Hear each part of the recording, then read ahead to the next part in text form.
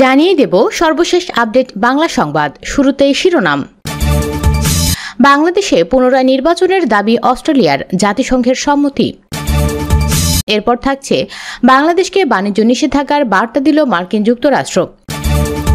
সবশেষে দেখবেন ভোট চুরি নিয়ে নির্বাচন কমিশনারের কল রেকর্ড ফাঁস, ক্ষমতা ছেড়ে পুনরায় নির্বাচনে বাধ্য হাসিনা সরকার। এতক্ষণ শুনছিলেন সংবাদ শিরোনাম, এখন থাকছে বিস্তারিত। গণতান্ত্রিক প্রক্রিয়াকে বাধাগ্রস্ত করার অভিযোগে বাংলাদেশে কয়েকজন কর্মকর্তার বিরুদ্ধে ভিসা নিষেধাজ্ঞা আরোপ করেছে ওয়াশিংটন। মার্কিন পররাষ্ট্র দপ্তরের নিয়মিত ব্রিফিংয়ে বাংলাদেশের নির্বাচন নিয়ে সাংবাদিকদের এক প্রশ্নের জবাবে মুখপাত্র বেদান্ত প্যাটেল বলেন, বাংলাদেশে ভিসা নিষেধাজ্ঞার বিষয়ে যুক্তরাষ্ট্র আগের নীতি থেকে সরেনি।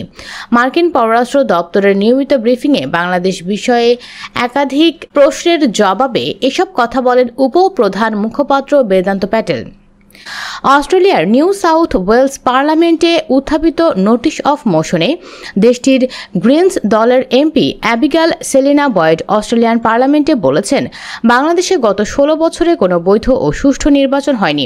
অস্ট্রেলিয়ার উচিত বাংলাদেশ সরকারকে নতুন নির্বাচন অনুষ্ঠানের আহ্বান জানানো। পলিসি অ্যান্ড পার্লামেন্টারি অ্যাডভাইজার কার্যালয়ে অ্যাবিগাল বয়েড কয়েকটি বিষয়ে দ্রুত পদক্ষেপ গ্রহণের প্রস্তাব করেন। সেগুলো হলো, বাংলাদেশে গত 16 বছরে কোনো বৈধ ও সুষ্ঠু নির্বাচন হয়নি, যার মধ্যে রয়েছে গত 7 জানুয়ারি অনুষ্ঠিত সবচেয়ে সাম্প্রতিক নির্বাচন, যার মধ্য দিয়ে শেখ হাসিনা টানা চতুর্থবার এবং সব মিলিয়ে পঞ্চমবারের মতো ক্ষমতায় রয়েছেন। 2023 সালে বাংলাদেশের বিরোধী দলের নেতৃবৃন্দ সহ গণতন্ত্রের অধিকারের জন্য হাজার হাজার গণতন্ত্রপন্থী কর্মীকে অন্যায়ভাবে গ্রেপ্তার করা হয়েছিল, কারাগারে পাঠানো হয়েছিল। 7 জানুয়ারির নির্বাচনটি বাংলাদেশের 12তম সাধারণ নির্বাচন। এতে উল্লেখযোগ্যভাবে ভোটার উপস্থিতি কম ছিল। বিরোধী এবং গণতন্ত্রপন্থী কর্মীদের 2 দিনের সাধারণ ধর্মঘট এবং বয়কটের মধ্যে এটি অনুষ্ঠিত হয়। অনেকের যুক্তিতে নির্বাচনটি ছিল সম্পূর্ণ একতরফা। অস্ট্রেলিয়ার সরকার বাংলাদেশের জাতীয় নির্বাচন নিয়ে একটি বিবৃতি জারি করেছে। এতে উল্লেখ করা হয়েছে যে 7 জানুয়ারির নির্বাচনে এমন এক পরিবেশে অনুষ্ঠিত হয়েছে সেখানে সকল মানুষ অর্থপূর্ণ এবং উল্লেখযোগ্যভাবে অংশগ্রহণ করতে পারেননি। বিবৃতিতে বাংলাদেশের গণতান্ত্রিক প্রতিষ্ঠানগুলোকে শক্তিশালী করার জন্য সরকারের প্রতি আহ্বান জানানো হয়। এই সংসদ যেন বাংলাদেশের সাম্প্রতিক নির্বাচন যেভাবে অগণতান্ত্রিক পদ্ধতিতে অনুষ্ঠিত হয়েছে তা নিয়ে গভীর হতাশা ও উদ্বেগ প্রকাশ করে। যেন বাংলাদেশ সরকারকে নতুন নির্বাচন অনুষ্ঠানের আহ্বান জানায়, যাতে সকল বাংলাদেশি সুষ্ঠু এবং গণতান্ত্রিক নির্বাচনের আহ্বান জানানোতে এবং রাজনৈতিক নিপীড়ন, দমনপীড়ন ও সহিংসতায় ক্ষতিগ্রস্ত সকল মানুষের প্রতি সংহতি প্রকাশ করতে অস্ট্রেলিয়ার দায়িত্ব রয়েছে। পিনাকি ভট্টাচার্য বলেন, বিরোধী দলগুলো এবং জনগণ পিছিয়ে আছে। তাদের এখন কয়েকটা বাড়তি লাফ দিয়ে সরকারকে পেছনে ফেলতে হবে। প্রথমত, বিরোধী নেতাকর্মীদের মধ্যে কারো যদি জেলের ভয় থাকে সেটা দূর করতে হবে। ইনফ্যাক্ট বাংলাদেশটাই একটা বড় জেল, সেখানে ছোট জেলে থাকলে খুব বেশি ক্ষতিবৃদ্ধি আসলে হয় না, কিন্তু জেলের ভয় আন্দোলনকে নৈতিকভাবে হারিয়ে দেয় অনেকাংশে। বিশেষ করে যেসব দলের নেতাকর্মীরা গ্রেপ্তার এড়ানোর চেষ্টায় রাজপথ থেকে দূরে থেকেও গ্রেপ্তার এড়াতে পারছেন না, তারা যদি সিদ্ধান্ত নেন গ্রেপ্তার যদি হতেই হয় রাজপথ থেকেই হব। এ সময় পিনাকি ভট্টাচার্য বলেন, এই একটা সিদ্ধান্তই আন্দোলনকে অনেকাংশে সফল করবে নিশ্চিত। বিরোধী দলীয় যারা এখন গ্রেপ্তার হয়ে আছেন, জেল খাটছেন, তাদের পরিবারগুলো যদি একসঙ্গে রাজপথে নামতেন সেটাও আন্দোলনকে একটা বিশাল বুস্ট এনে দিতে পারত। আরেকটা কর্মসূচি এখন আন্দোলনে বিশাল একটা অ্যাডভান্টেজ এনে দিতে পারে, সেটা হলো অসহযোগ। এক যৌথ বিবৃতিতে ঢাকাস্থ অস্ট্রেলিয়া, কানাডা, জাপান, দক্ষিণ কোরিয়া, নরওয়ে, যুক্তরাজ্য এবং যুক্তরাষ্ট্র দূতাবাস সংশ্লিষ্ট সব পক্ষকে সংযম প্রদর্শন, সহিংসতা পরিহার এবং বিরোধীদের ওপর দমনপীড়ন বন্ধের আহ্বান জানিয়েছেন।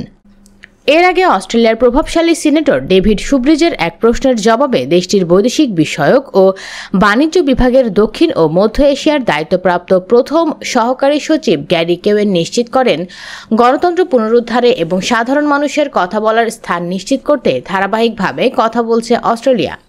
ভারতের প্রতিবেশী বাংলাদেশের জাতীয় সংসদ নির্বাচন নিয়ে গত মাসে বিশ্বের বহু অংশের দৃষ্টি আকৃষ্ট হয়েছে।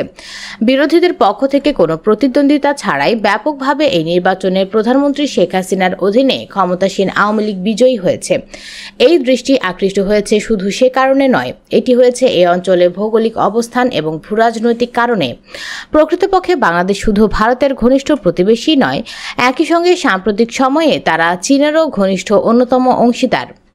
সম্প্রতি বাংলাদেশের বিরোধী দল অভিযোগ করেছে বাংলাদেশে কোনো গণতান্ত্রিক মূল্য অবশিষ্ট নেই যার অধীনে নির্বাচন হতে পারে, এজন্য তারা নির্বাচন বর্জন করেছে। অন্যদিকে বাংলাদেশে গণতান্ত্রিক স্বাধীনতা নিয়ে উদ্বেগ প্রকাশ করে যুক্তরাষ্ট্র এবং ইউরোপিয়ান ইউনিয়নের কিছু দেশ।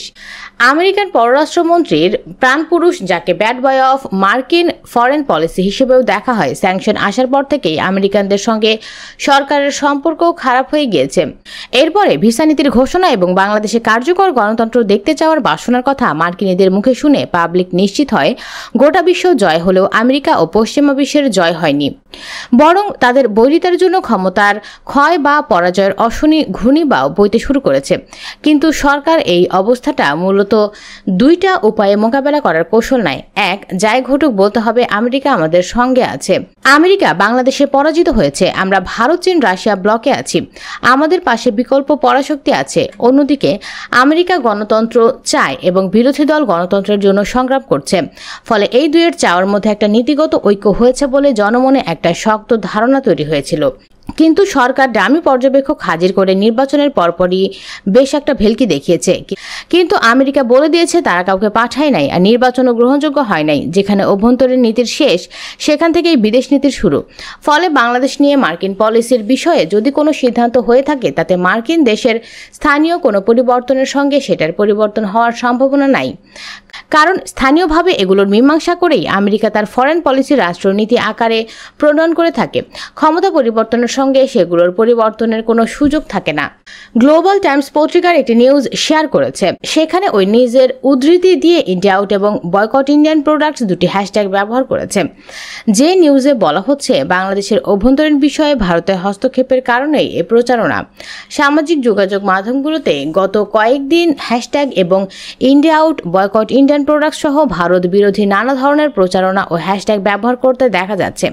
এতে বাংলাদেশ এবং দেশের বাইরে অবস্থানরত বাংলাদেশিদের অনেকেই এই ধরনের প্রচারণায় অংশ নিচ্ছেন। এই সাথে গণ অধিকার পরিষদ এবং এবি পার্টির মতো কয়েকটি ক্ষুদ্র দলের নেতাকর্মীরা সম্পৃক্ত হয়েছেন। এসব দল গত 7 জানুয়ারি অনুষ্ঠিত নির্বাচনের পর থেকে নানাভাবে ভারত বিরোধী বক্তব্য দিচ্ছে। কিন্তু বাংলাদেশে নির্বাচন কিভাবে হচ্ছে তা নিয়ে শেখ হাসিনার সমর্থন করেছে চীন এবং রাশিয়া। প্রকৃতপক্ষে পরোক্ষে তারা যুক্তরাষ্ট্রকে বলেছে বাংলাদেশের অভ্যন্তরীণ বিষয়ে নাক না গলাতে। আমেরিকান পররাষ্ট্রমন্ত্রীর প্রাণপুরুষ, যাকে ব্যাড বয় অফ মার্কিন ফরেন পলিসি হিসেবেও দেখা হয়, স্যাংশন আসার পর থেকেই আমেরিকানদের সঙ্গে সরকারের সম্পর্ক খারাপ হয়ে গিয়েছে।